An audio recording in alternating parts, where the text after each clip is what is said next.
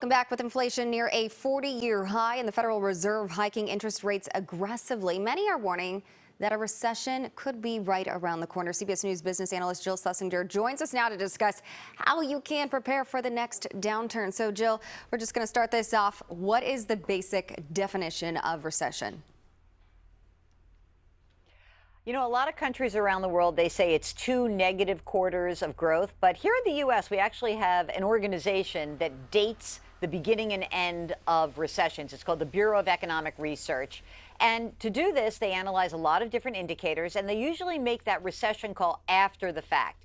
Importantly, recessions, they're not fun, but they are part of the economic cycle. They've got varying degrees of magnitude and length. So the most recent recession, the COVID downturn, it lasted just a few months, 22 million jobs lost. But that recovery was really strong and swift. The one before that, the Great Recession in 2008 and 9, it was long, 18 months, and very deep. It was a slow rebuilding of the labor market that took 3-4 years, really, overall. And Jill, we were just talking about this a few weeks ago with you, and we were questioning, are we in a recession or not? The president was saying, no, we have not hit that. So how likely is a recession for us here? You know, I think this combination of this near 40-year high in inflation and the Fed raising interest rates, it does increase the odds of a recession probably within the next year. Even Fed Chair Jerome Powell has shifted his view. Back in July, he said, nope, not in a recession. In the last week press conference, he said a recession may be the price we pay to lower prices. We understand how painful it is. And Jill, what can viewers do to prepare for a recession? I mean, you hear the word recession and your heart stops. It's a lot of planning that people need to be putting in place now to be prepared.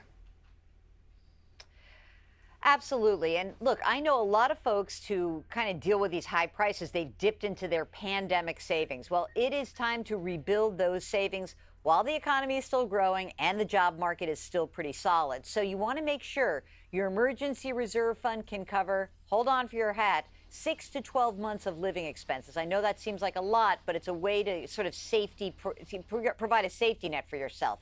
If you're already retired, make that 1 to 2 years worth of expenses. That will hopefully allow you to not sell assets at lower levels just to pay the bills. You want to keep this money in an accessible savings, checking, or money market account. Next, reduce credit card or any high interest debt while you're still employed.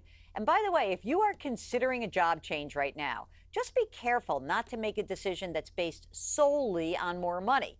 After all, when economies turn south, it's often the last person in who's the first one out the door. All right, some good info there, Jill, and obviously a lot of things we learned from the pandemic, too, about saving money. You can see Jill regularly on CBS Mornings and the CBS Evening News with Nora O'Donnell. For more analysis, go